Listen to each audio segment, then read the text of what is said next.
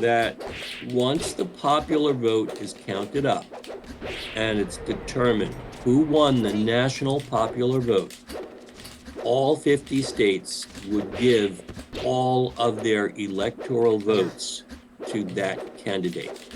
So, for example, this past election, once all the popular votes are added up, if it turns out that, Donald Trump won the popular vote, all 50 states would give their electors to Donald Trump. Or if Joe Biden won the popular vote, Joe Biden would get every state's electoral vote. Which guarantees, it would guarantee that the winner of the popular vote becomes president. The only obstacle for this plan is you've got to get 50 states to agree on something. Good luck with that, okay? Unlikely to happen. Unlikely that all 50 states are going to agree on one thing. One last thing before you go.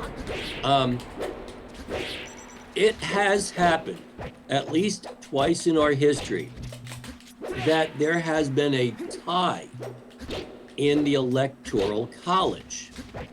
And if the Electoral College ties, the Constitution says, throw the popular vote out. We're not going to look at the popular vote. The Constitution says that the House of Representatives will choose the president and the Senate will choose the vice president.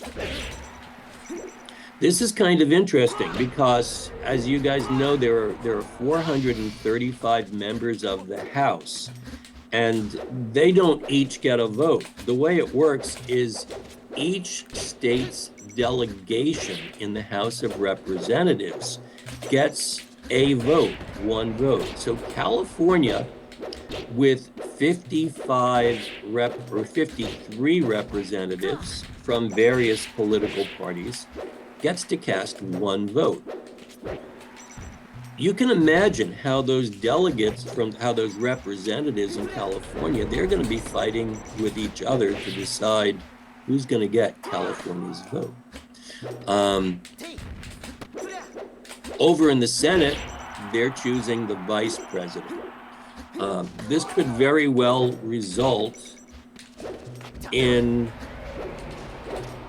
basically a politically partisan or geographic struggle, where Western states could unite behind a particular candidate, or Eastern states or Northern or Southern could unite behind a particular candidate, or more likely it could become a partisan fight between Democrats and Republicans, and it could result in a president of one party and a vice president from the other party.